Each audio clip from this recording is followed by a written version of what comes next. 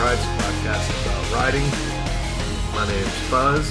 With me, as always, is Jonesy. Hey, everyone. Tonight we're going to talk about the 3-act structure, how to write your story, and the framework by which you would do so. That was much harder than it was supposed to be. Well stated. Thank you. But before we get started, Jonesy, have you got anything working? Have you been coming up with cool ideas? I've been doing a lot of research recently, mostly for a story, also for my own interest, but the Fermi paradox and, why we haven't made contact with any extraterrestrial life yet. The story I have in the works is about basically an alien probe that has been here and making contact with someone who's listening, basically, for, alien broadcasts or whatever, and stating, hey, here's what's going on. I've been here for a long time, and you guys are messed up. You guys are a sad sack of life, that's for sure. And the story from there goes into basically what would be a cataclysmic event and just the explanation by which this AI that's alien is giving to the guy listening. Mm-hmm. But prior to doing that, I wanted to get a little bit more well-versed into all of the theories behind that, a little bit of the physics behind that, because I'm pretty physics dumb. Mm-hmm. I've never been much into space stories and interstellar travel and stuff like that. That's never really been a thing of mine. So I've been researching that mostly, but it's to write that story. And that's mostly what I've been working on. Nice. How about you? I've been messing around with a couple little doodads lately. Most of it is geared up for Autumnville. I've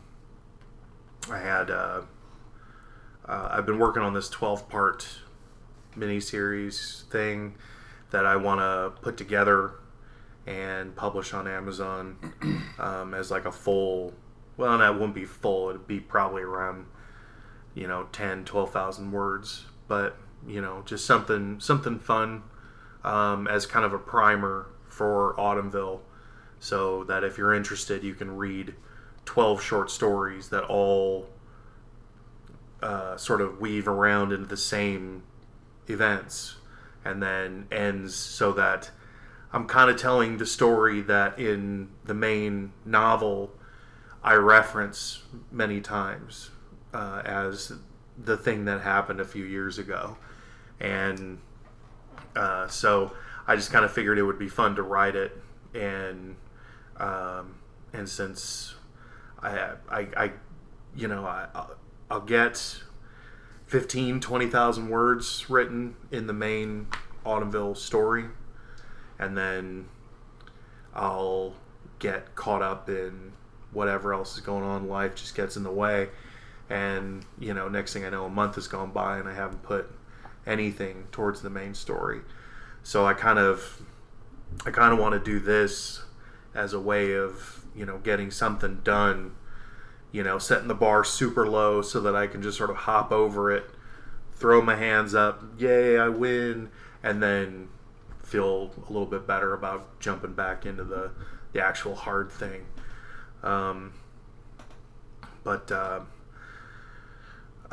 Really, other than that, I've just been kind of working on the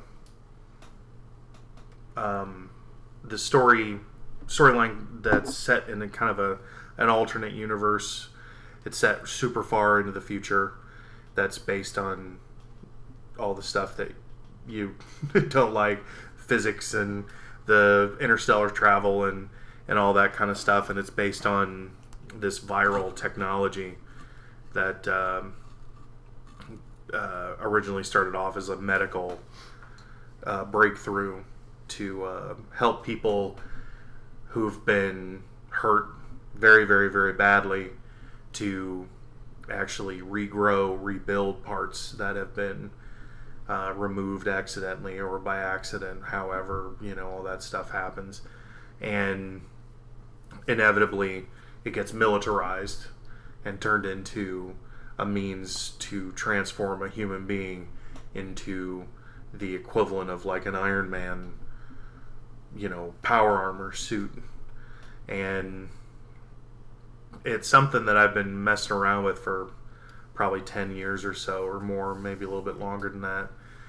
But no, definitely longer than that now I think about it. Probably closer to 15 years. But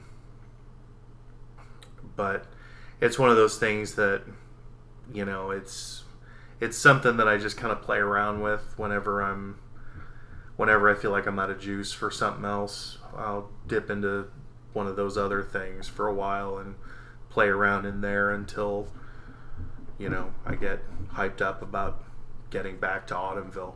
Right. And so, yeah, that's really about it. I know that the episodic idea you have for some of the Autumnville, like the short stories like you were talking about, I'm pretty excited about that.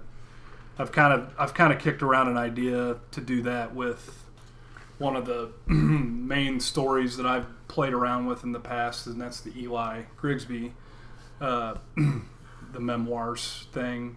I'm kind of toying with an idea to do something similar, like something episodic that follows an arc, but it's almost like a TV season, So that's kind of been on the back burner as I've wanted to get this alien AI thing out of my head prior to moving on to that. But yeah, one of the things that I really enjoyed about working in this sort of season, like trying to get my head into the television mode of writing, say, 12 episodes of something, calling it a season, and being done with it, is that, knowing ultimately that I am working for a much larger story, and that every little bit that I write, I want to tie it in some way, somehow, and it's made it so much more fun, but also so much more difficult to break all of these different things down into these little snippets of stuff that hopefully you'd be able to read in about an hour. My whole point of this is the idea that, like, you binge watch TV now, that's a thing, that's a cool word. Well, why not binge read, the same thing? If you power through a season of whatever on Netflix in a day or two, cool. I'm going to write a book, and I'm going to make it so that, you can power through it in a day or two if you really want to. Or you can spend your time with it and, take however long you want. But, And we're both fans of, comic book storytelling. You more so than me. Yeah. But, like, that medium works. You can tell stories episodically like that. People will read them. They don't necessarily just read comics for the artwork.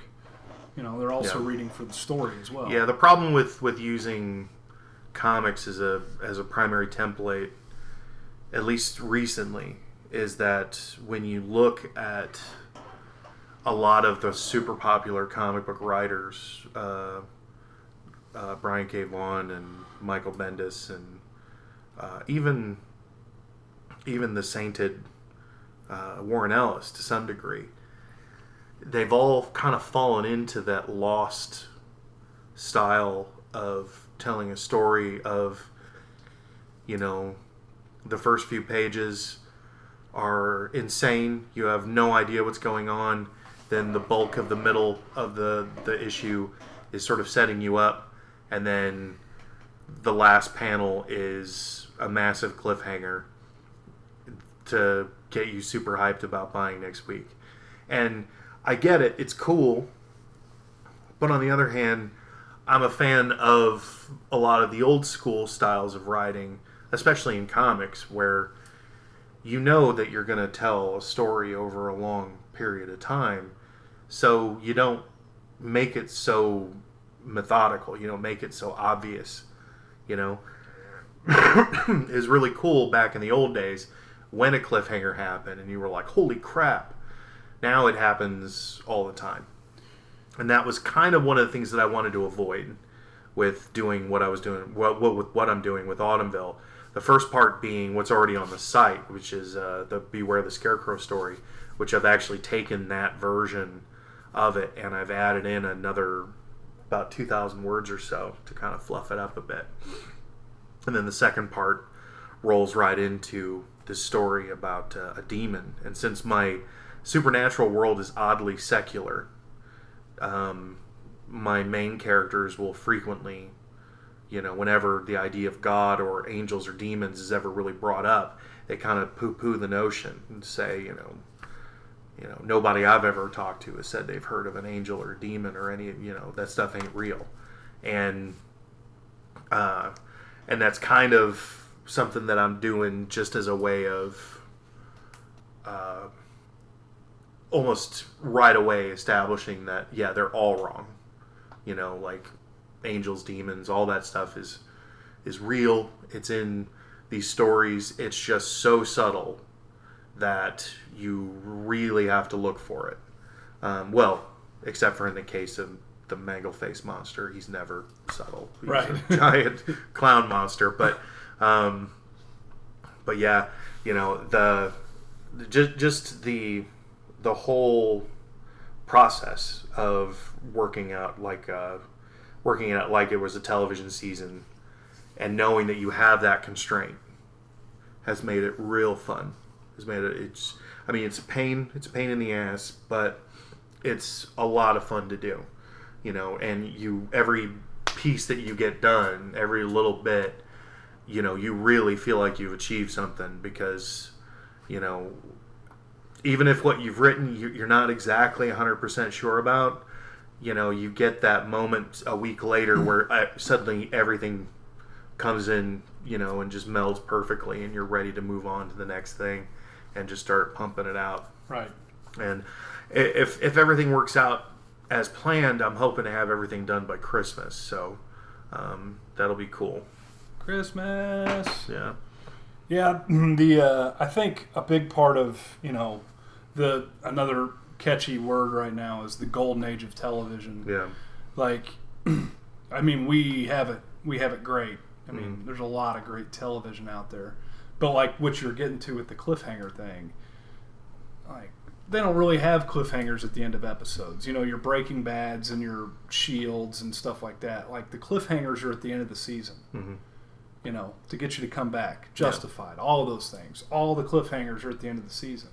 They're not between episodes. Not necessarily. Not the big, that thing is not between episodes. So I think that there's templates out there that show you, you can do that, and people are still going to come and watch. And a lot of the big thing now too is just give me characters that I care about. Yeah, I'm going to watch your show. I mean, all the story of Breaking Bad is awesome, but ultimately it's Heisenberg, it's Walter White, it's Jesse. That's what you're watching that show for. Yeah. You're watching it for characters. Yeah. One of the things that I really thoroughly enjoy about Breaking Bad, because I didn't watch it until I started watching it the day that the last episode aired, and because I knew it was done, I knew it was going to be a complete story, and I wasn't going to get screwed like I did with Carnival, and so I started watching it. I powered through it in about a week, and what I loved about that, being a comic book nerd, was that it was the perfect origin story for a comic book villain. Yeah. Because, Sean talks about this all the time, but, literally the first moment of that show, in the first episode where you see Walter White, that's as good as it gets. Yeah. It's never going to get any better than that moment. Right. It's all downhill from there. And there's so many shows that have that same kind of thing. I don't know if maybe it was The Shield that kind of broke the bank when it came to that. But from what I remember, that was definitely the sort of the king of those shows that started doing that, and was just like, man. Sons of Anarchy was very similar. Yeah. It did the same type of thing. Now, it didn't really follow the villain arc like Breaking Bad did necessarily, and its characters weren't as contained as Breaking Bad was. There were new characters all the time. Breaking Bad, what you had in season 1 was still there in season 5 or 6 or whatever, except for the Pollo Locos guy. Yeah. You know, I can't remember his name right now, but it was, yeah. I mean, I see what you're saying, and I agree. I think that it is a really great villain origin, like you said. Yeah, it's one of those things that, you know, I often kind of wonder because, you know, genres have a tendency, or not genres, but mediums have a tendency to borrow a lot from one another. I mean, comics have become almost the foundation of modern filmmaking. You know, anytime you see a major film being made, what do you see them doing beforehand? They're always storyboarding. You know, they're drawing a comic book of their entire, you know, film before it's ever coming out. Right.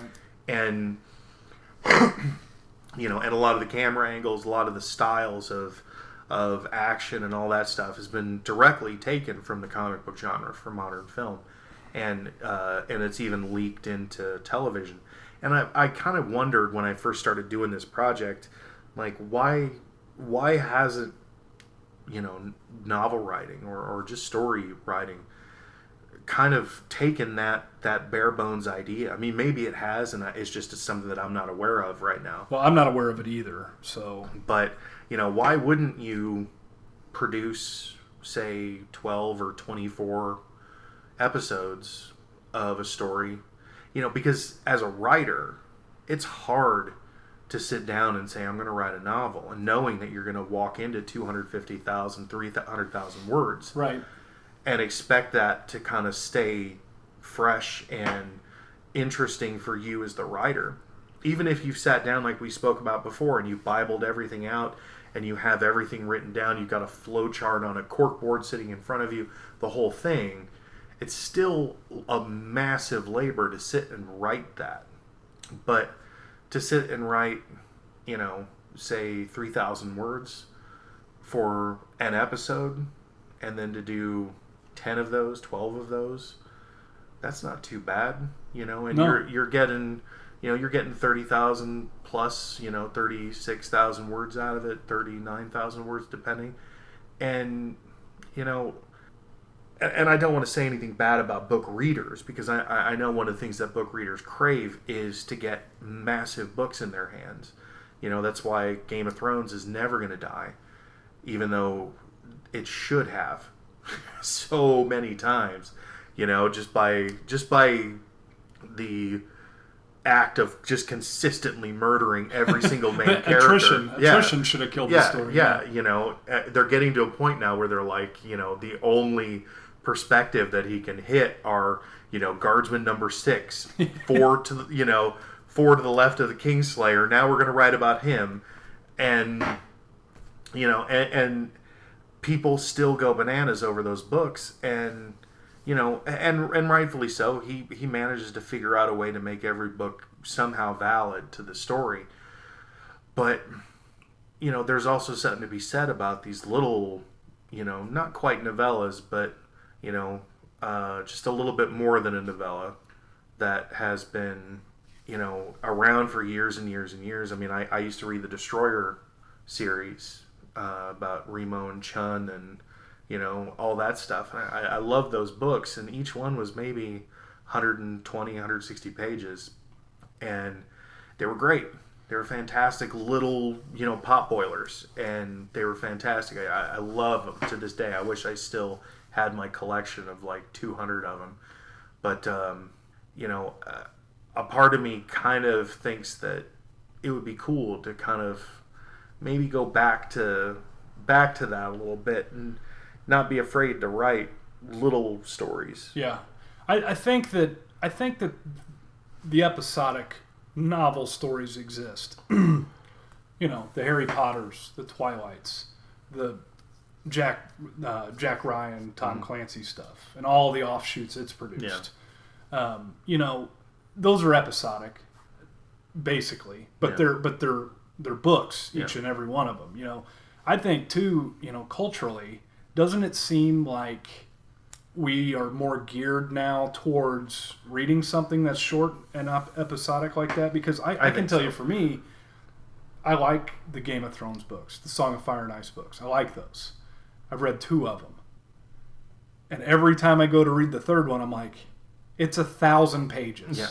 I'm not a fast reader. Yeah. Like, I can read like 3 books, other books, in the time it takes me to read the 3rd installment of this. And then I have 2 more installments after that. Yeah.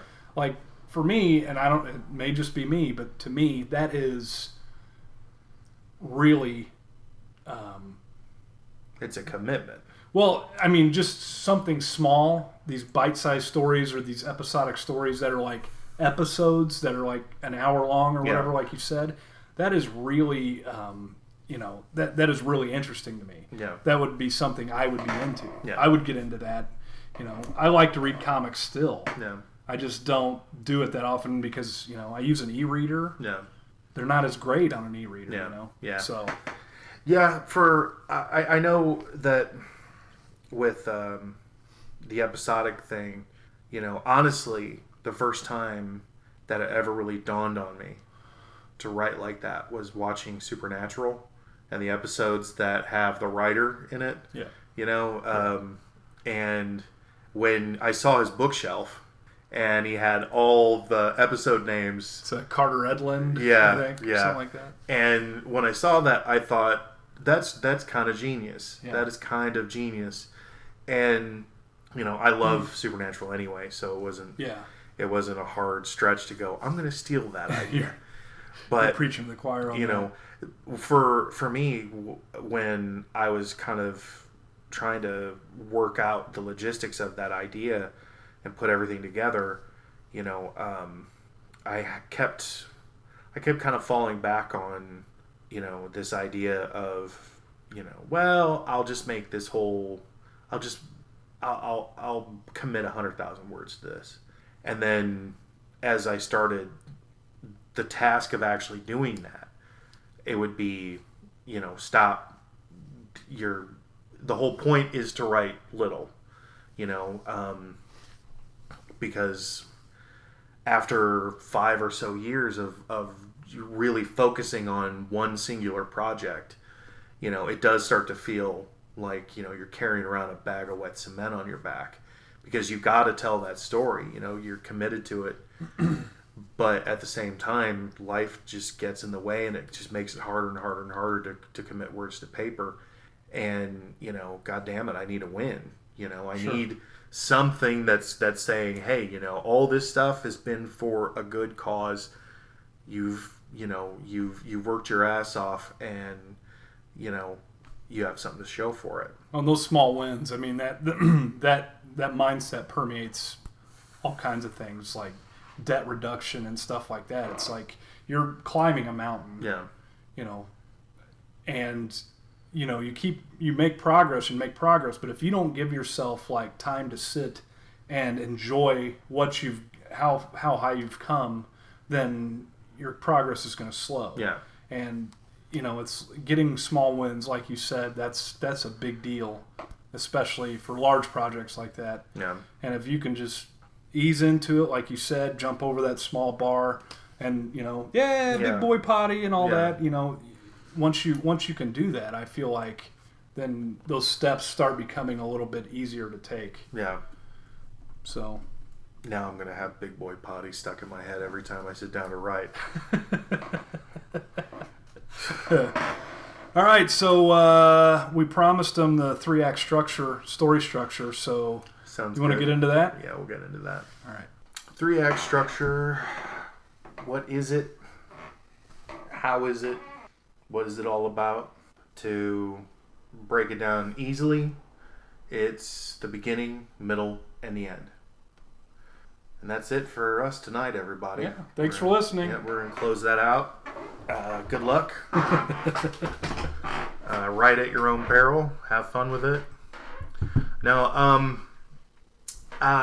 it is broken down into those 3 parts. Obviously, I think. Since it is the 3-act structure. Yes.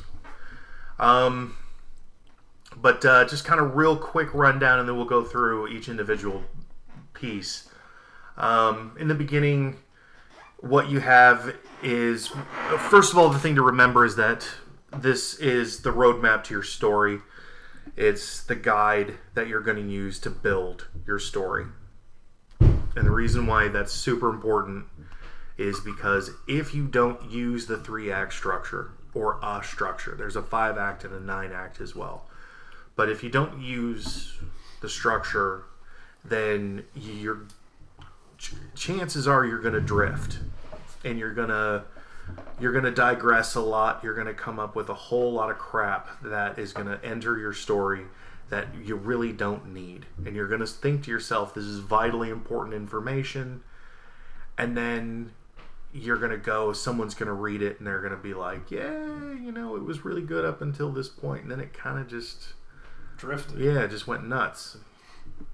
So the key thing is, and the terrible thing is, that this structure is designed and intended to keep you on track, but it also does kind of keep things formulaic. And you can use the structure, you can drop some things out, you can shuffle some things around, but in order to keep a really cohesive storyline that's going to be engaging for your readers, it's really important that you actually use it, or at least get to know it, so that you can fall back on it if you start to worry about what you're doing and where you're going. Yeah, and it's pretty elementary at this point. It's, I have a 3rd grader, and in school she's learning about story structure in this manner. So it's easily recognizable. This is not going to be anything that blows your mind, but defining it and getting back to the basics, essentially, is what this is kind of going to remind you to do. Yeah. And like Fuzz said, it's a roadmap, and it's going to help you to guide your story to make it more cohesive and everything like that. Yeah, it's important to use it, especially, if you just want to sit down and you want to write some short fiction, it's really important to keep it in mind. If you want to sit down and do the long haul, write a novel with it, hey, go right ahead. You can't go wrong with this kind of stuff. That's the really great thing about it, is that you literally cannot go wrong. In the most literal sense of literally. You cannot go wrong. Literally? And the reason that it's so important is that when you're writing, you're going to have ideas, you're going to have thoughts, you're going to have good days, you're going to have bad days. And it's really, really easy to wreck a good story with a lot of stuff that just doesn't belong there. And the problem with it is that it's even easier to get married to some of these words that you're writing and then not want to cut them and to work your way around them because for some reason you seem to think these things are absolutely vital to the story that you're telling, and the truth of the matter is it's just not. It's something that you could maybe put into a footnote, you could maybe throw into an epilogue, or however it is that you choose to do it. The key for this is that you want to engage your reader, and in order to do it, you want to utilize the 3-act structure or the 5 or the 9-act to get you going in that direction. So I've beaten that horse to death. Let's go to the first part. You can call it setting the tone, the hook, or just the ordinary world if you're using the hero's journey. Mm-hmm. But what you want is a strong opening. Which isn't to say that you can't write, there was a hobbit named Bilbo and he lived in a hole in the ground, or however that started. You can do that, but you want a strong opening that's going to grab your reader's attention and is going to really give them something to really kind of define the genre and define the sort of tone of the overall piece. If it's a romance, you're going to set up the stage. Here's some bumbling schlub and some, girl that's way too hot for him. And, they go to the same coffee shop or whatever it is, But you're going to set that opening as a strong opener. You need it. And then you're going to go on to the inciting incident. If you're using the hero's journey, it's the call to adventure, which is the there's a problem moment, which is usually, maybe around chapter 2, chapter 3. And that's where you're really defining the first instance that's going to bring your character into the storyline that you're going to give them. And naturally, right after that, your hero refuses the call, just like in the hero's journey. They're not going to want to go. They're not going to want anything to do with it. They've got to go to work in the morning. They've got to do whatever it is they got to do. And then eventually they're going to prepare for the action. They're going to resign themselves towards doing something. And then that's when you get to your first plot point, which is taking your story in the new direction. This is where, in the hero's journey, you're now going into the other realm. You're now completely flipping the coin over so that the character's got to go in a completely different direction than he's been going in, probably for his whole life. That's what I've got for the beginning. What do you got? Yeah, pretty much the same. The Act 1 is a good place for exposition if you have to have it. It's the place that you describe your setting and, like you said, your tone and everything like that. And as you said, it's the normal world. The normal world idea of the hero's journey. And then it ends with the inciting incident, which then turns this world upside down. It completely changes everything. It's a whole new ball game, and the hero, the protagonist, then has no choice or is left with no choice, or chooses to enter into this new world. But yeah, pretty much real similar to what you said. Once you get into the middle, actually, let me back up a bit. So when you're thinking about this beginning, the roadmap, you're going to have your strong opening, your inciting incident, your refusal of the call, and then the preparing for the action. And then you're going to have that new direction take place. For most of you who are just starting out, or even guys who've been doing it forever, your first kind of gut reaction is probably going to be to overdo it, especially if you've ever read Anne Rice. You're probably going to overdo it with the setup, even if it's, the kind of story that you can tell with just a few words. Your gut reaction is almost always to really fluff this part up. And, the truth of the matter is that you don't necessarily need to do it. And I'm not saying that you can't or that you shouldn't, but, one of the things that is a killer for a lot of really great stories is that opening bit spends entirely too long beating a dead horse over, how delightfully nerdy this character is, or how wonderfully naive this young lady is, or whatever it is. And if you want to see just clinically perfect 3-act structure, all you have to do is rent any Disney cartoon that's come out in the last 20 years, or any of the Pixar movies. They are the perfect definition, hands down. It's almost like they wrote those movies by getting out a big, chalkboard and just writing down, strong opener, you know, fish having fun in Fishland. The character's parents die. Yeah. Yeah. Yeah.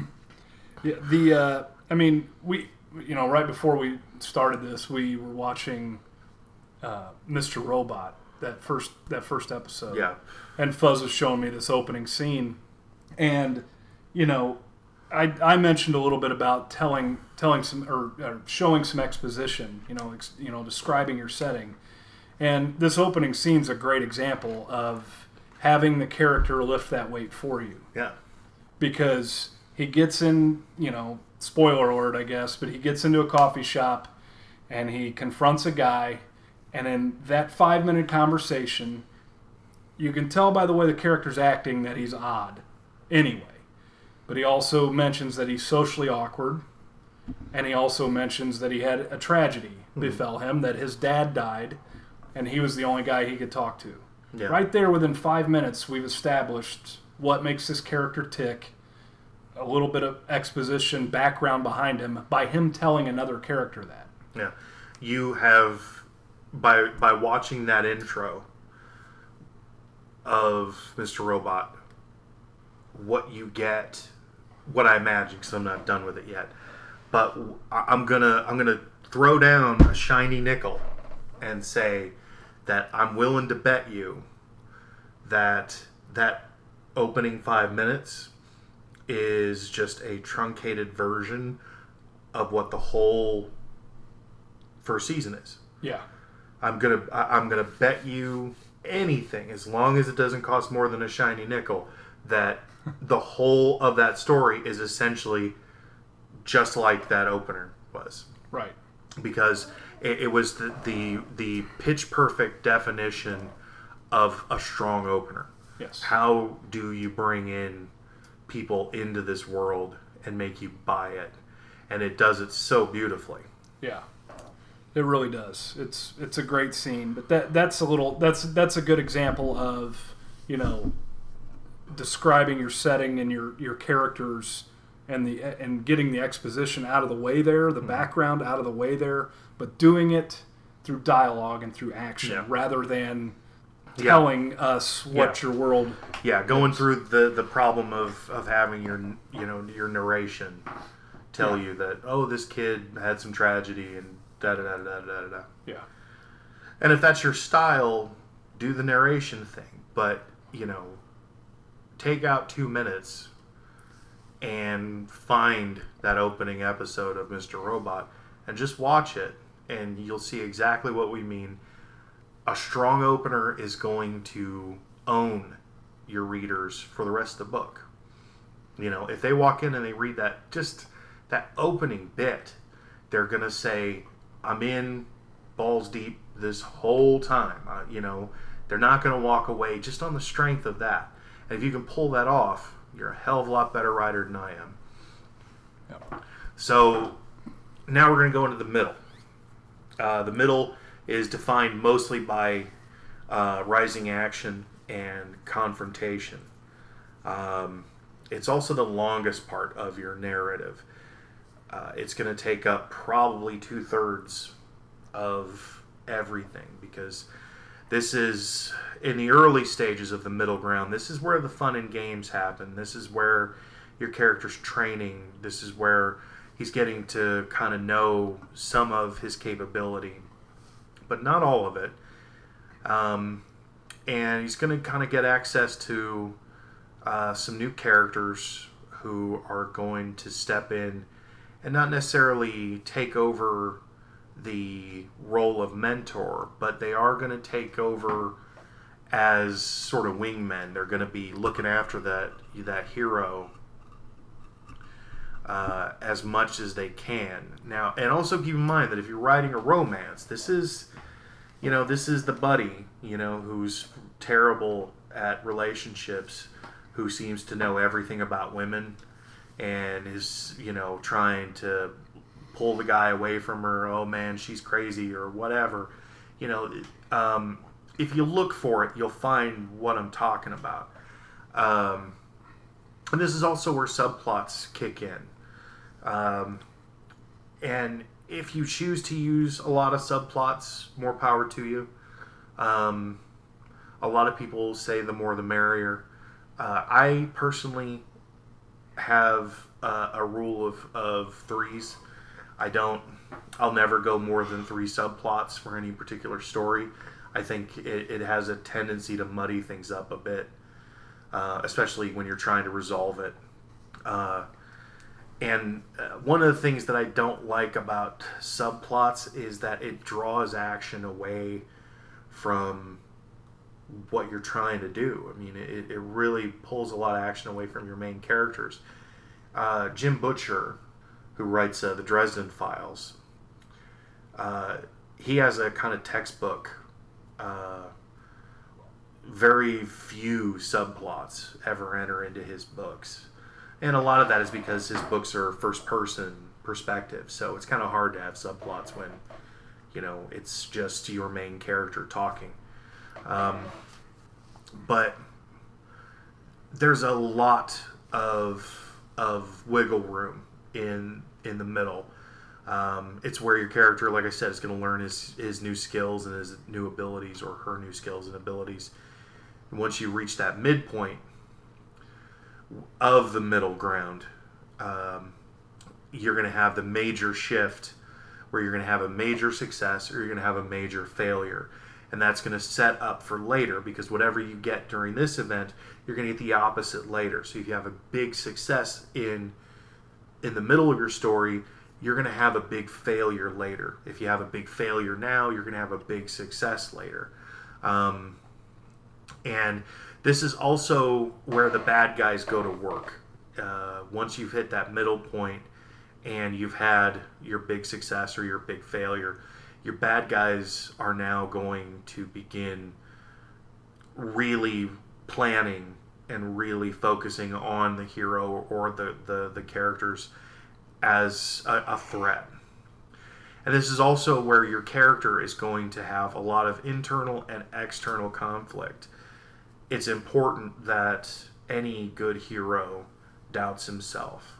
And I don't necessarily mean, like I said earlier, if you're writing a romance, this is where, your character is having troubles with commitment, or having troubles maybe feeling stuff about an ex-girlfriend of his or an ex-boyfriend of hers, or whatever version of that you choose to throw into your story. But you need to work the internal conflict just as hard as you work the external conflict. If you have characters, your B and C cast, who are constantly harassing and assailing your hero, it's important that that's happening during a period of crisis for them personally, so that they're not able to just face everything head on and conquer it. It's important that these characters have a moment where they're human, where they break down, and that's when you need to have your sort of all is lost moment, where your character gets to a point where it's his darkest hour. The bad guys have taken too much and he doesn't think he's got any more to give. And this is usually where the pep talk comes into play, where usually a character steps in and just says a few words. I'm thinking of if you've seen the How to Train Your Dragon movie. There's a scene where all is lost. The kid's basically been disowned by his tribe. He's, he couldn't kill a dragon. His dad has kind of disowned him as a human, and everything's gone terrible. And he's sitting there and he's watching this fleet of ships go off into the fog. And he turns to the girl and he says, I'm the biggest screw up there's ever been. I'm the only Viking in forever that's never been able to kill a dragon. And then that little girl looks at him and says, you're the first one to ride one, though. And that's all he needs is, oh yeah, I am cool as hell, actually. Yeah. and that's able to carry him into the next part. Right. You don't necessarily need anything more than, first one to ride one, though. Yeah. And it's important that whatever you had earlier with your major shift, the major success or the major failure, that now you're going to do the opposite of that. So that when you have your Dark Night of the Soul, where your character's at the lowest point, that this major shift is going to, if you had the success earlier, now is the crushing defeat, where now the hero is at his absolute lowest. He's never going to get any, everything is screwed from now on. Or he gets his major success, and now he's saying, I just beat the bad guys, and everything else is falling apart. Right. Everything else is falling apart. I have to step up and handle my business. And that's when you get to plot point number 2, which is the plan to win. It's your aha moment. It's that moment where your character kind of, yeah, that's how you kick this dude's ass. And then you're ready to move on to the ending. Right. Does that kind of... Yeah, that meshes with the research I did. And, like you said, he or she, the protagonist, hits their lowest point. It's as dark as it's going to be. It does not get any lower than this. This is the bottoming out of the roller coaster. And then the aha moment or the pep talk or whatever, and then they start climbing that hill again. And, some of the other things that are, popular tropes or whatever you've seen is if there's a Judas character, that happens at the lowest point, or that coincides with the lowest point. So you're introduced to the Judas character as a friend early on, and then at this point they turn. So it was Joey Pants and The Matrix. Yeah. That type of character changes sides here, and it's at the lowest point for the protagonist. But once they turn the corner and they have the aha moment, eureka, then they're ready to face the conflict head on. They're well aware of what the conflict is, and they're ready for it. Yeah. Unless you're M. Night Shyamalan, any twists or turns that you were going to have, you're going to have right at this point. Yeah.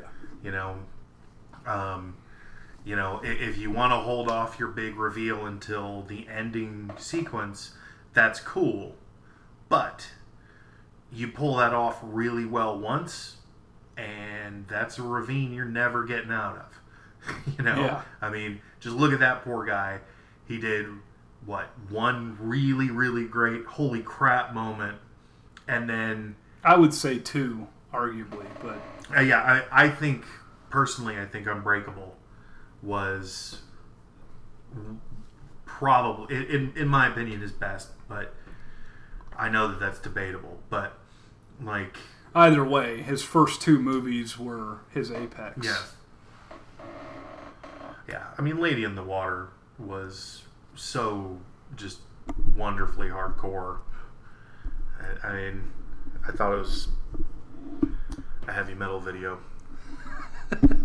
But, the thing is that, if you want to write thrillers, or you want to write pot boilers, or you want to write whodunits, you want to write anything. Don't mess with the structure too much, because you're gonna throw people off, and then they're gonna complain about you on the interwebs. For sure. And then once you get into that ending sequence, this is the shortest bit. Usually, for novels, sometimes it's just a couple of pages. In film, it tends to be usually the last 5 minutes or so. But the conflict at the end is going to be its absolute highest.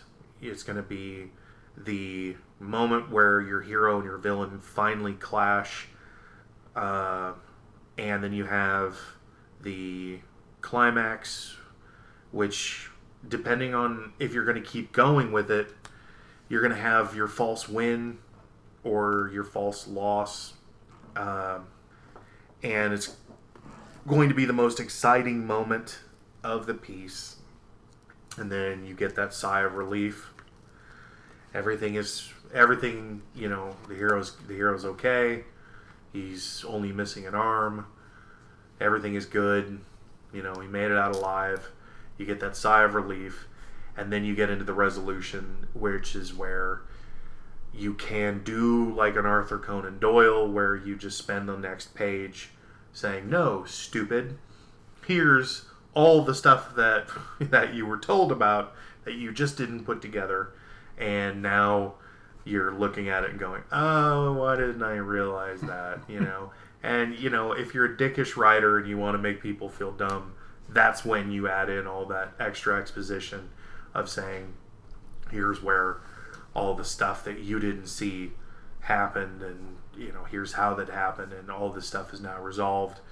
But this is also where you're going to leave off for, you know, hopefully your sequels, if you're going to keep going, or if it's just a singular piece, you know, that's the end. That's it. That's all she wrote. Yeah, and at times that resolution is a lot longer than others. You know, if you have subplots, if you have multiple storylines going in the same story, your climax will be, you know, the climax. It'll be the crux of your story, turning the corner. But then, you know, in the visualization of this, which I'll try to put up with the video, you know, you have a flat line, then you go up, and then you peak, and then you come down, and then you have a flat line. That's the resolution.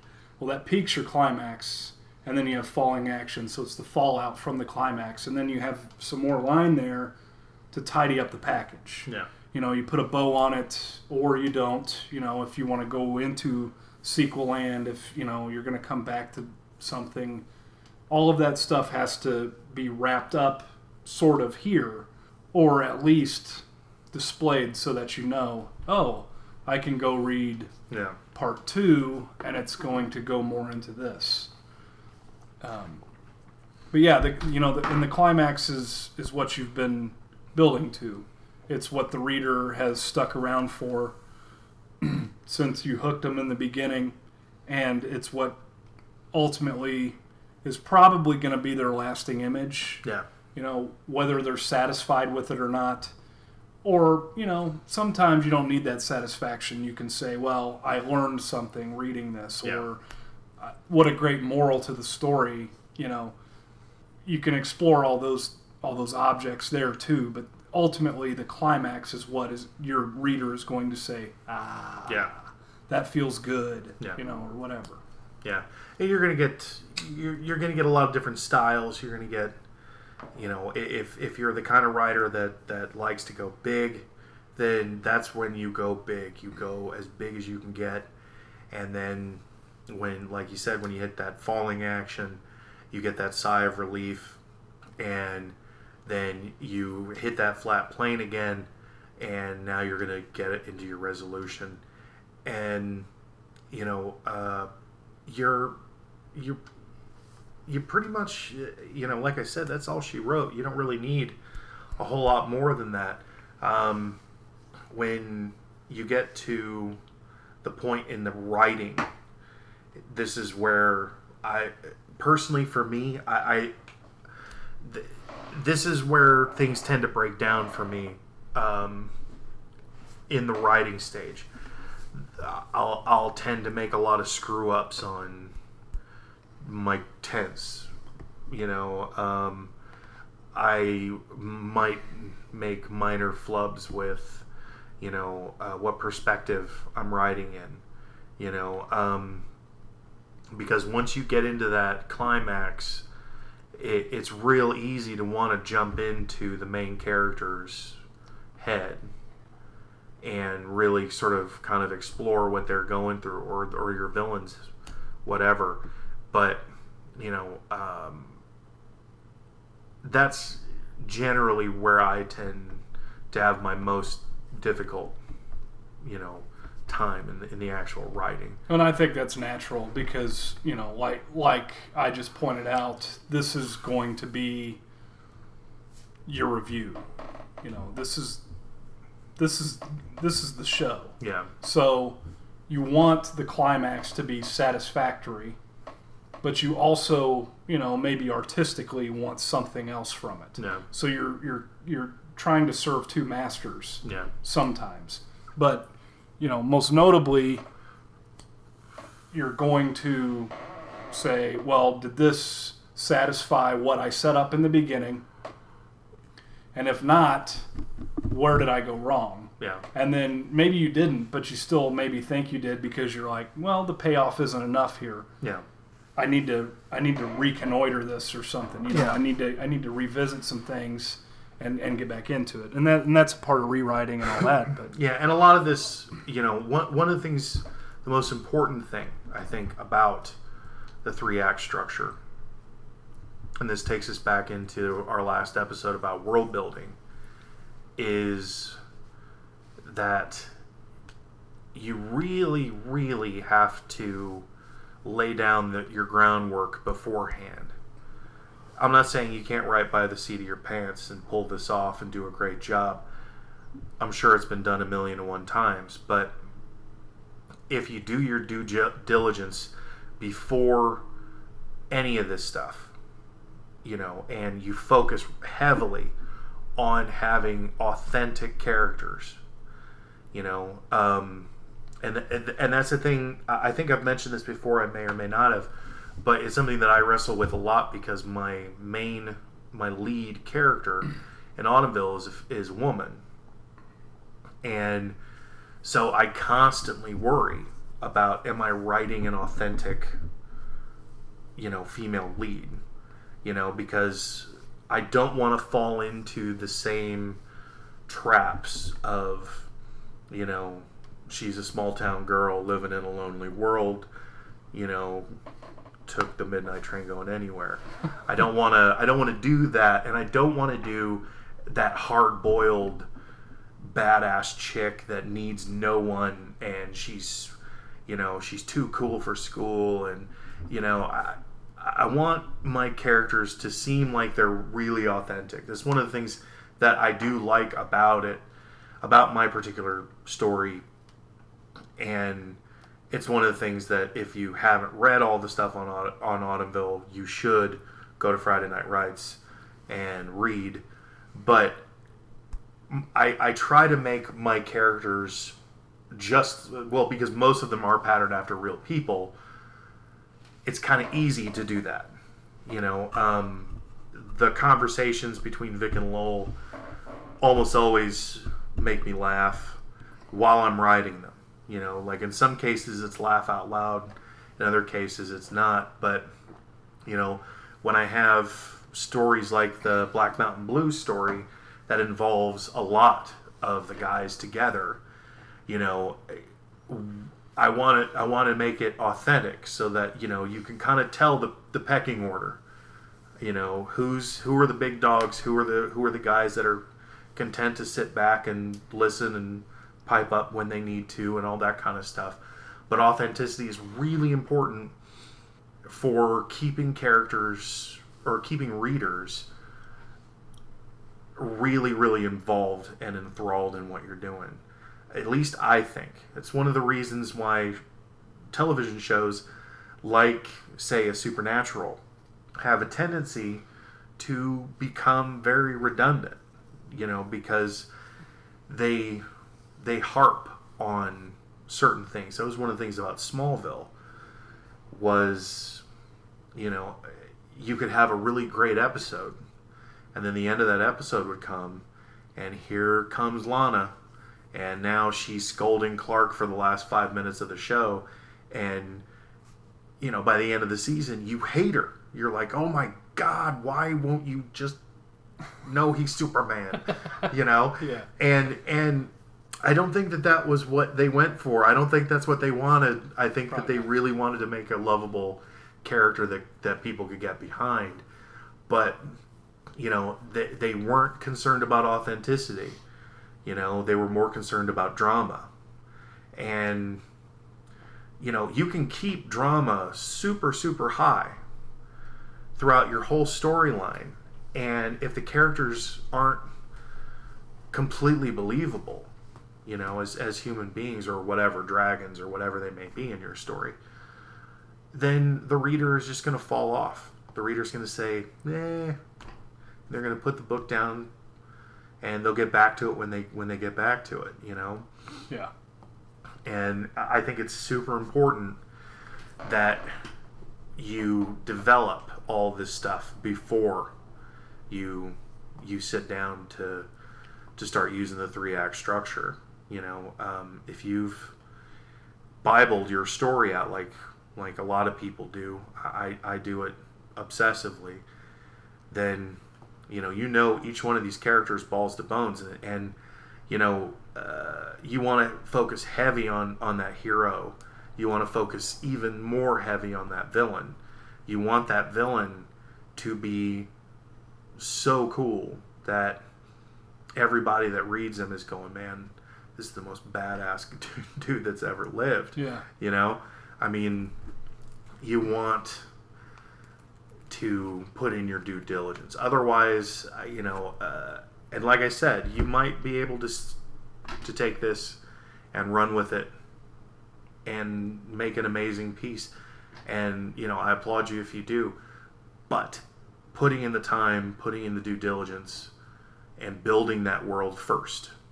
Then go back to our first podcast, which is the hero's journey. And then you can plot out this 3-act structure by using the hero's journey, so that you know piece by piece by piece what needs to happen, how it needs to happen, where I'm going to intro my characters, where I'm going to exit certain characters, where I'm going to develop subplot, all that stuff. So that by the time you get to this stage, your 3-act structure, all you're really doing is you're refining it down to a laser point of effectiveness, so that when you're sitting down to write, you know exactly what you got to get done and how you got to get there. And I really believe that if you do it, you're going to walk out of this process, and you're going to say to yourself, you know, this wasn't as hard as I thought it was going to be. I mean, in my case, you might go, Jesus Christ, this has taken half your life. Yeah. You know, because you've spent 15 years, 20 years developing. But at the end, I think it's a more rewarding thing than just sitting down and going, well, I'm going to write, you know, just a city boy born and raised in South Detroit. You know, like you might do that and do something great with it, and I applaud you if you do. But man, you got to build first. You know, you lay down the foundation so that that roller coaster isn't going to sink into the mud. Yeah. And that's and I mean we've now harped on it, you know, 2 times over. But, you know, we get into story structure like this, and these are all building blocks. You know, your story doesn't have to be formulaic. You can still follow this structure and make it unique or whatever you're going for. But and most importantly, though, you can make a story formulaic and still make it unique. yes. Avatar proved that a billion times over. Yeah. Several billion, I think, at this point. You know? Yeah, and I mean, and you know, the building blocks are, you know, world building, or at least, you know, the rule is, unless otherwise stated, the world is as it is now. Yeah. So you know, this is my basis. This is my reality. Mm-hmm. Then you got character, and that's important too, because, as you said, we're going on a journey with these people. We need to like them, yeah, or dislike them, or we want to see something happen to somebody, something good happen. Yeah, I mean, you bad. can't tell me that people are still reading The Song of Ice and Fire because they enjoy the story. They're not. They want to see Cersei die. That's all they care about. At this point, we've lost every character we care about except for Tyrion. And then he still takes him out of the frickin' story for a book, and you're like, what the hell are you thinking? All you want is to see Cersei die. Horribly. Yep. And that's the you know, and that's another building block. So then your structure is your story. which is ultimately what all this hard work has come to, and now you get to tell it. But make sure that when you get to tell it, you get to sit down and tell it. There's a plan and there's a structure, and that's what the 3-act structure does. If you don't use the structure, your story's going to linger, your story's going to wander, and as that happens, you're going to lose readers. People are going to go, "Where the hell is this going?"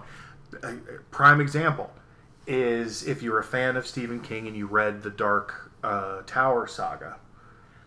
I want to say it's around book 5-ish. I think it's maybe the Song of Susanna, where you get about, the book is like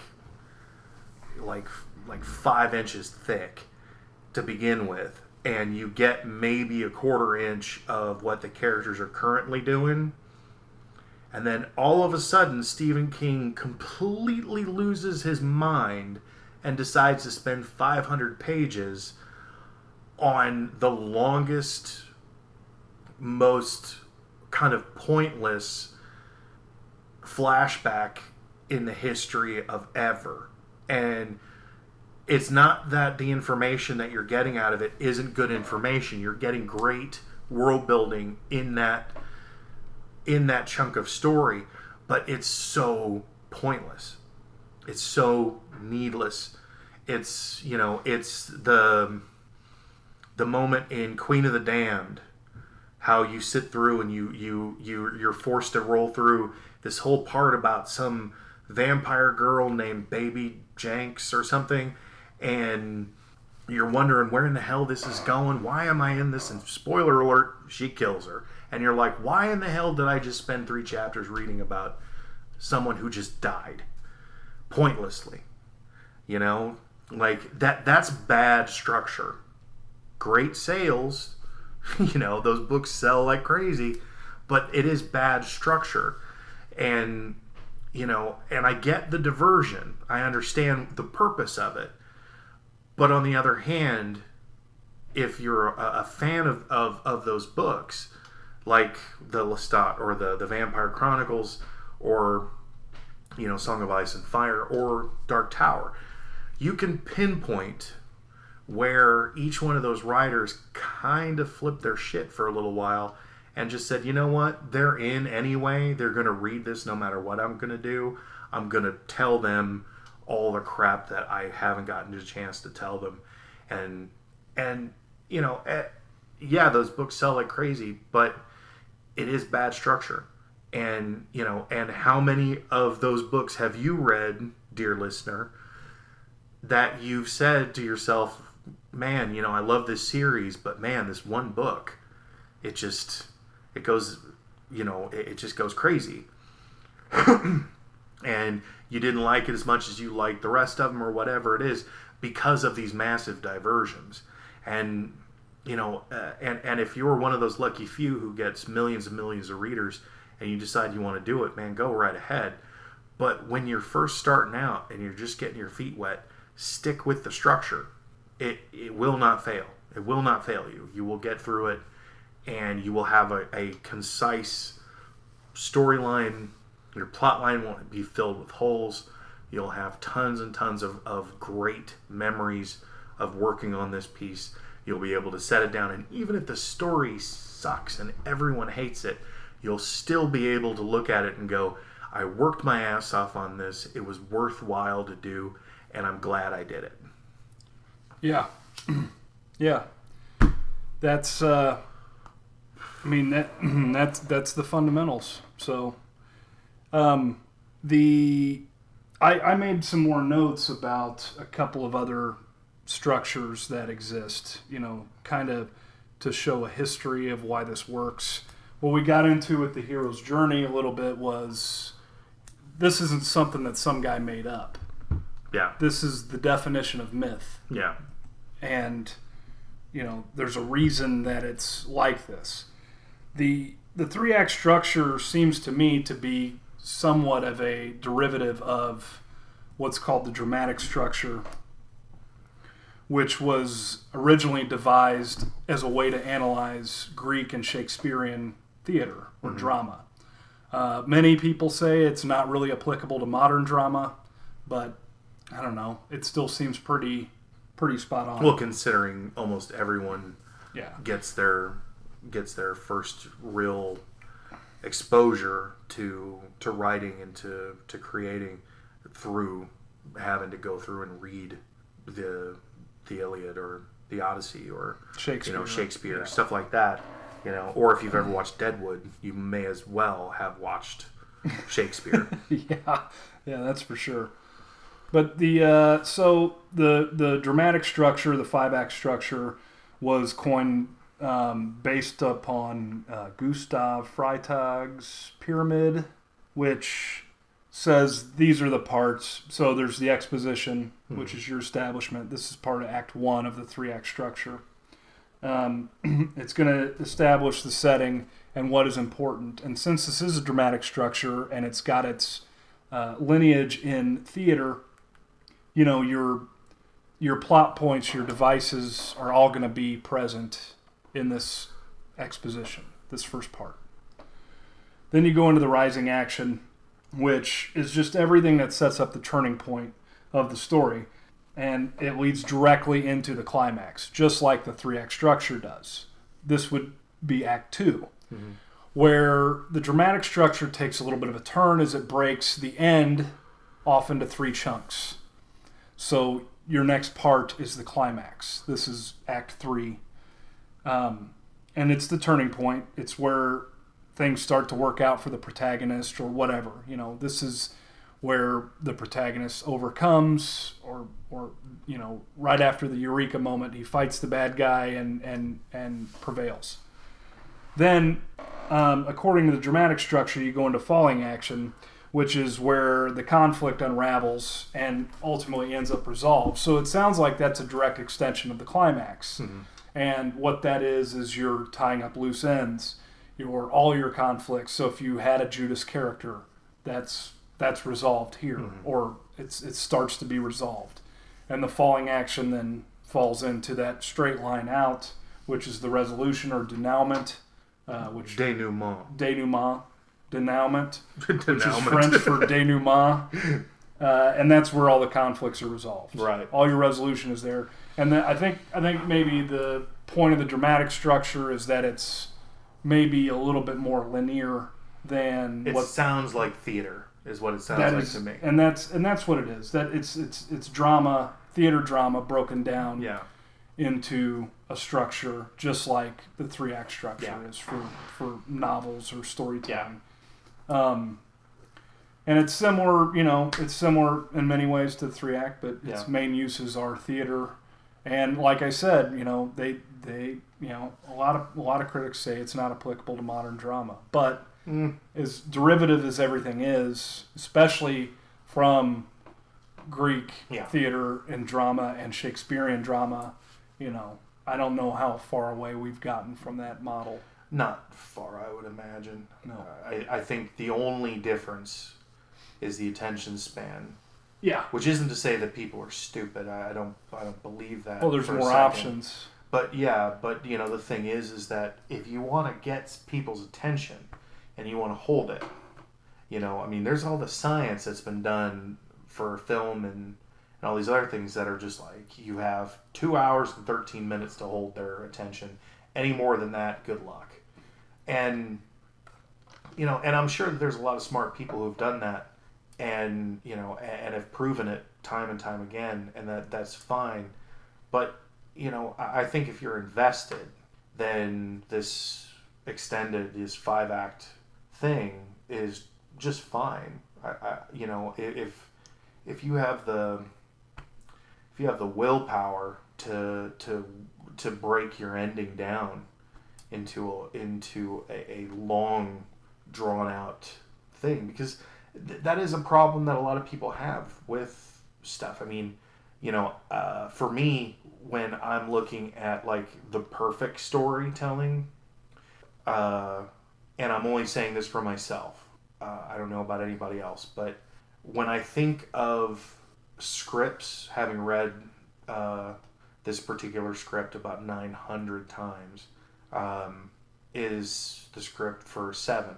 that ending comes like, like a punch right in the balls, and then it's just like, hey, done. Yep. Eat it. Yeah.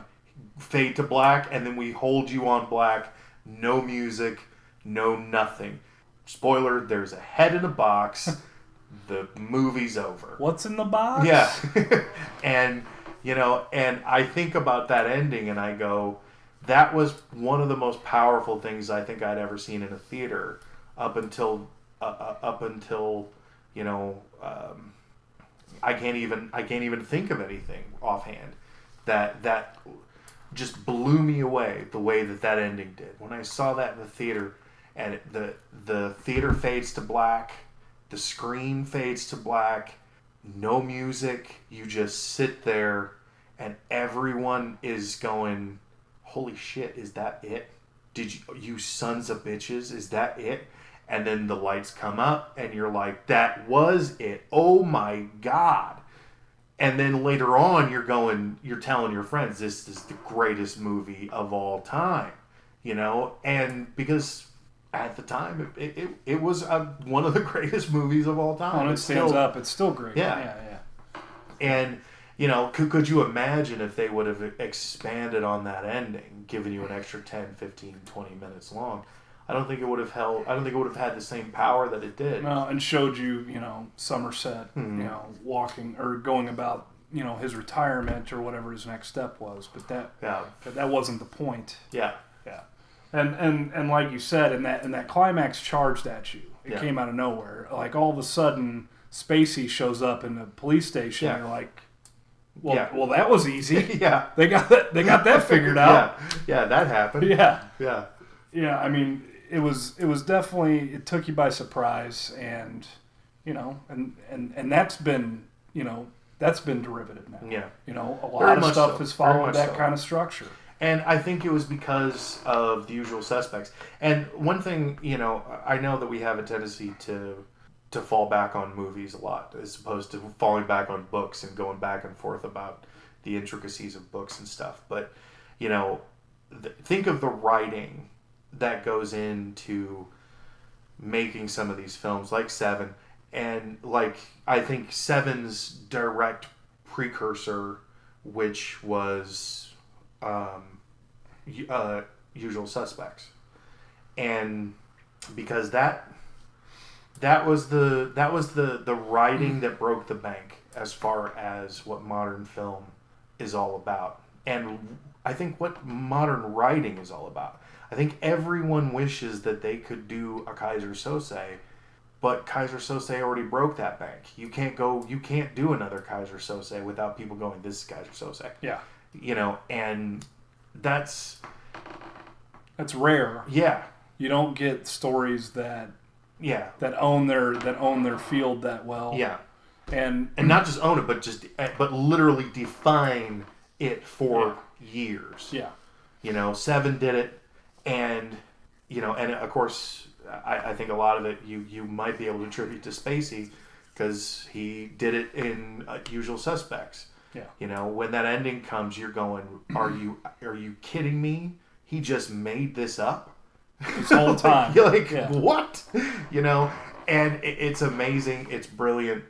And from the perspective of a writer, when you see the ending, the denouement, come along, the way that those do, because they just sneak up on you. You're thinking to yourself, this is going to end with the big fight scene. There's going to be guns blazing. Arnold's going to roll in, get to the chopper, all that stuff. And you're going to go, yeah. Predator's going to blow something's head up, and you're like, this is awesome. Then they hang a left instead of that right, and your mind's blown. And it's so rare that happens. And when it does, I don't, from that point on, for me, that writer has a blank check. Yeah. I'm in the whole time. Same thing with Fight Club. When that ending comes along with Fight Club, you're like, he was crazy this whole time? Holy shit. I don't believe it. Yeah. And then when they go through and they show you, you're like, holy shit. Yeah. You You know? got me. Yeah. You got me. Well, But- and the Sixth Sense, I mean, to recall that, Yeah. they did the same thing. Definitely. So it was all right there in front of you the Yeah. entire time. Now, The Usual Suspects maybe a little bit less so because It you was don't such a you don't it pay was a attention weave to of- yeah. What's surrounding the characters. I bet you did a couple of movies after Yeah, that yeah, that you watched. You're yeah. like, what does the bottom of that coffee mug say? Yeah. Yeah. Yeah. So and a lot of movies do that with theme, as opposed to story, like The Matrix. If you recall, for years, every woman in an action movie looked like Trinity. Mila Jovovich, prime example, the girl from Blade 2. Like every single woman was jet black hair, cat suit, badass, and when you write a film or you write a story that defines an era of film or of books, it's not because you flew by the seat of your pants. You crafted the hell out of those stories. I mean, there might be some little nitpicky nonsense in, say, Usual Suspects, or maybe even in Seven. But if there is, you don't remember it, right. Unless you're insane. Yeah. You'll only remember how much that movie was mind-bogglingly good. Yeah. And that takes us back to, if your climax is great, man. Yeah, you're gonna own because that's their last memory. That's your last memory of Seven. Yeah. Because you were forced not to remember anything else. Yeah. That's all you had. Yeah. You had all the gory stuff and all the stuff that disturbed you prior to that and whatever, but that ending was so unbelievable that you took that away. Yeah, and and that's another thing. Since we're approaching the Halloween season, that's one thing about, like, say, a Seven, for example, is that you can go back, like you can say with, like, the original Chainsaw Massacre, and a lot of people go even in, like, some of the press for the original run of Texas Chainsaw. People were saying this is the most gory, most horrible thing that's ever been put on film. And you go back and you watch it today, and yeah, it's tame, but if you put yourself in the mindset of that era, and you watch it with those kind tinted of glasses, then and you really watch it. There's no blood, there's no gore. There's a lot of implied stuff, and that's the same way that Seven was. There was a lot. I mean, they showed you some things of deceased people that was pretty horrific, but there wasn't any violence, with the exception of the chase scene where he hits him at the end. There really isn't any violence in the film, except for, like, the hysterical guy from the nudie place who's going ape shit. But that's an emotional thing. You don't see him do anything. Right. And that's one of the things that's so amazing about the way that they told that story. And I know that a lot of that is visual, and that's definitely something that's hard to do when you're a writer.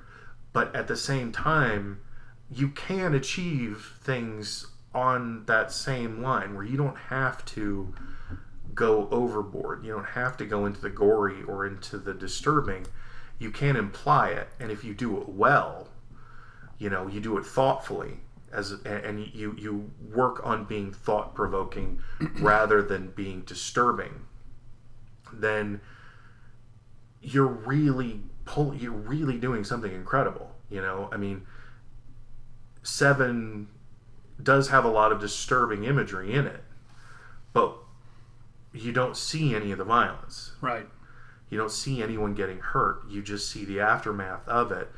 And people have a tendency to remember it as, oh, that's such a gory movie and, blah, blah, blah. No, not at all. Not at all. But that's a tribute to how good they were at making it, And as a writer, you can do the same thing. It's not hard. You just have to sort of figure out what's disturbing and what's disquieting. You know what I mean? Well, and what you said too, you don't have the benefit of the visualization. So if you can, it's hard to appall now. Yeah. You watch television shows that, Sons of Anarchy is a prime example.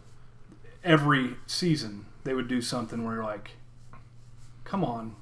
Yeah. Come on, guys. Yeah. This is nuts. Yeah. But the bigger impact of all those stories were, what's the overall story arc? In that case, it was basically Hamlet. Yeah.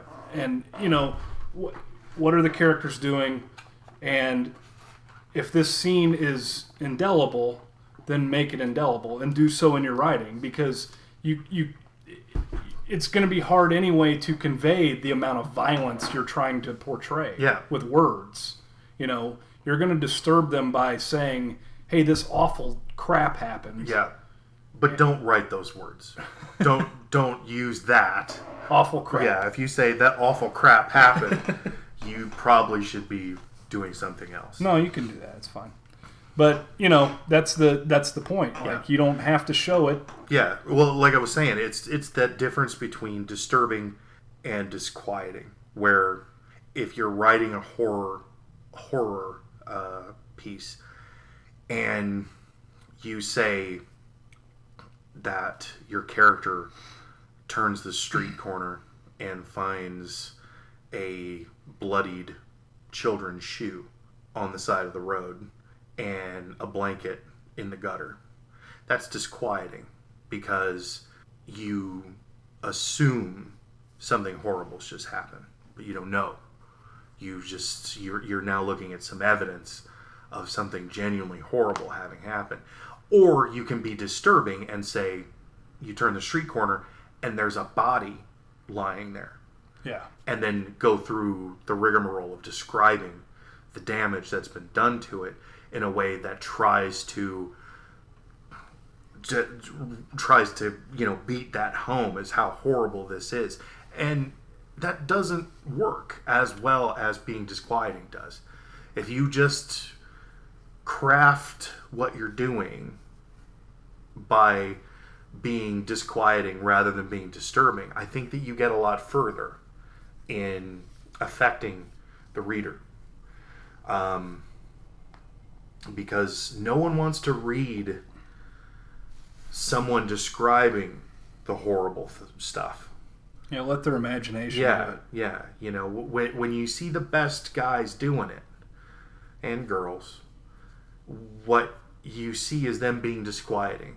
They give you just enough to let your mind run rampant, and then they wrangle you back in before you go too far. Right.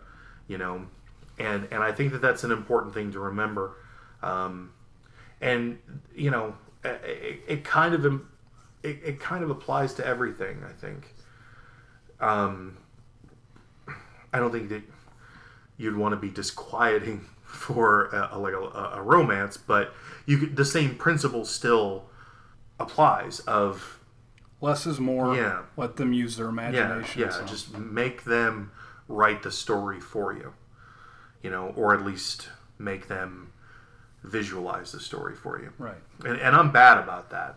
You read anything I write, and I tend to still have that kind of comic book mode in my head where I want to paint the picture, then write the words. I want to paint the picture so you know exactly where you're at, what it's like in there, and then my characters will start talking in that environment and start moving around in it.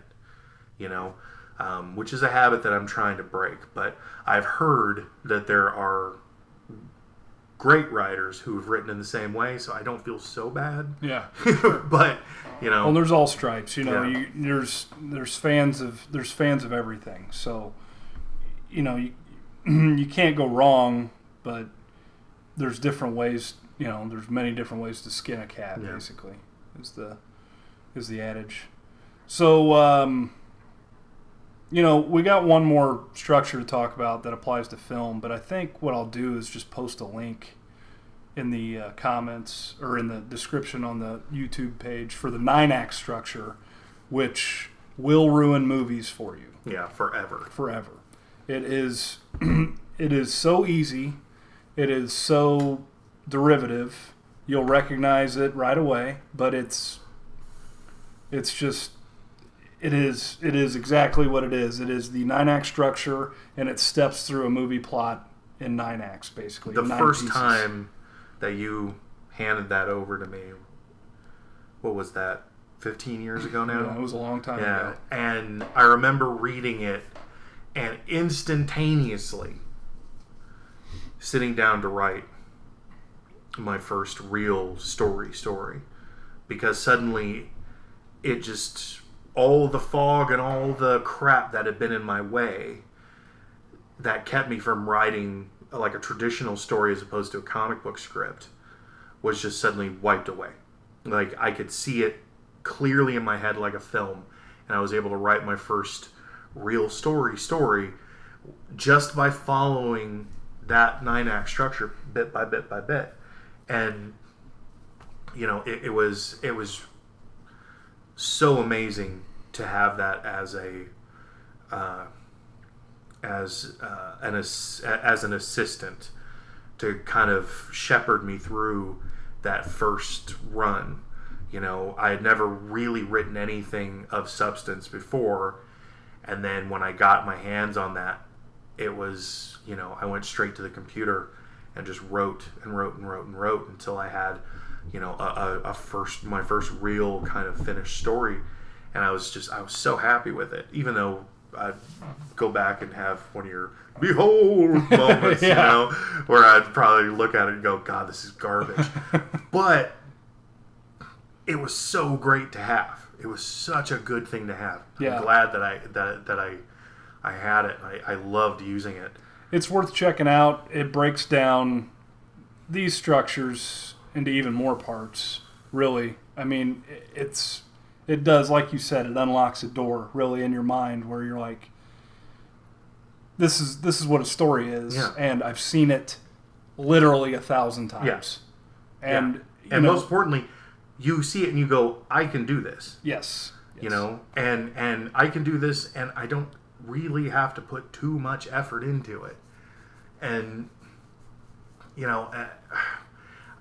I think that it was the 9-act structure that led me to being so crazy about world building, because one of the first things that I realized when I tried to write my first story was that I didn't have a cohesive world in my head that I could build in and that I could play around with.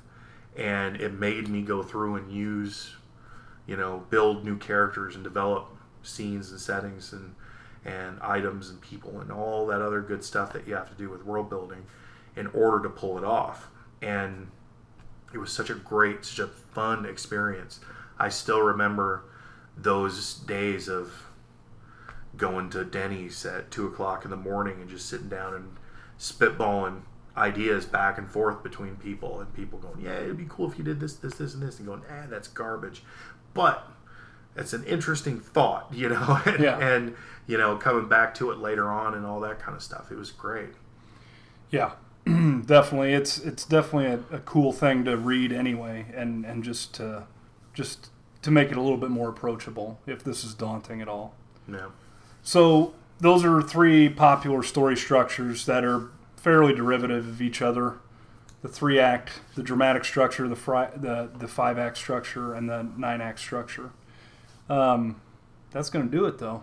Yeah, I think that's all she wrote. So thanks for checking us out again and being with us. This is our third episode.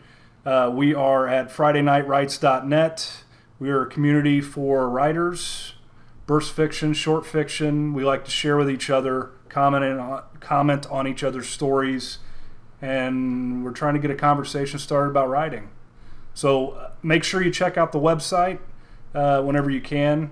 Fuzz wants you to read all of his stories in the Autumnville continuity. Yeah.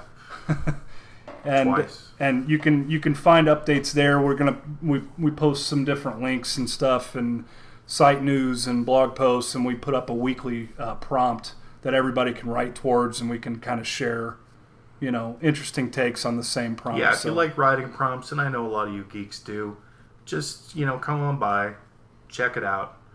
We tend to fluctuate back and forth between some that are kind of lewd and goofy and some that are kind of serious and some that are just frivolous and fun. We try and get everything done by Friday. And, what we'd like to do ultimately is to have a dialogue over the weekends where, we sit down and we read each other's stuff, and then we sit down and we kind of have a conversation about it.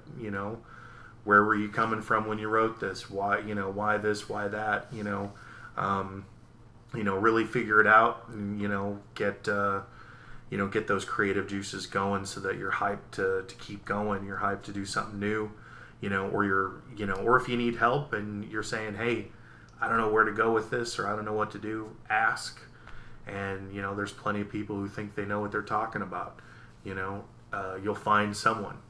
That's what it's all about. Yeah. So thanks for sticking with us. Give us a like on YouTube. We're on Facebook also, facebook.com/FNWrites. We try to keep that updated too with things that are going on. So give us a like there, and we'll see you next time. Take care. Dream of keeping hold of.